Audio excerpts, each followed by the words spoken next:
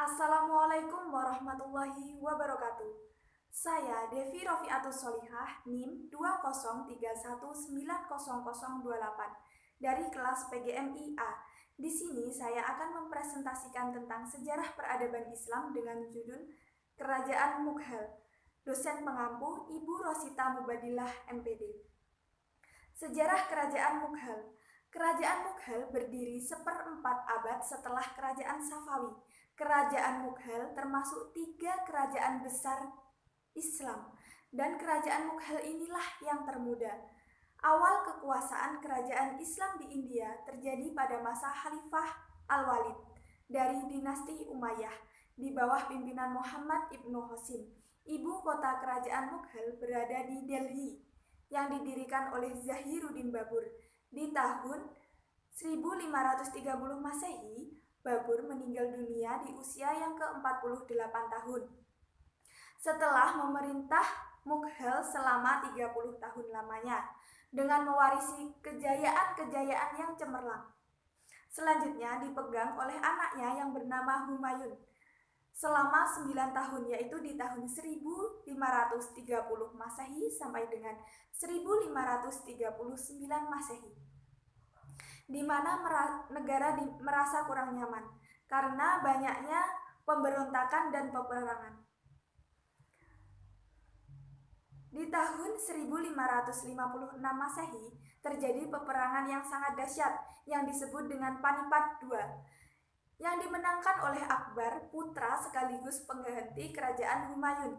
Ia menjadi raja terbesar di antara raja-raja Mughal India. Setelah Sultan Akbar wafat, diganti oleh anaknya yang bernama Salim. Selanjutnya yaitu masa kemajuan kerajaan Mughal. Sistem politik. Yang pertama, sistem politik. India sebagai negara merdeka dengan berbagai pembaruan sistem politik, pembagian wilayah kerajaan dengan sistem provinsi, serta sumber pendapatan negara dengan membayar pajak yang sama, yaitu antara muslim dan non-muslim. Selanjutnya ditandai dengan perubahan sosial, yaitu penghapusan tahta yang telah mendarah daging lamanya. Selanjutnya ditandai dengan adanya seni dan bangunan, karya sastra seperti riwayat dan pemikiran Sultan Akbar yang ditulis oleh filsuf dengan judul Akbar dan Aini Akbar. Bangunan dengan adanya masjid dan istana di kota Akbar dan Mumtaz Mahal.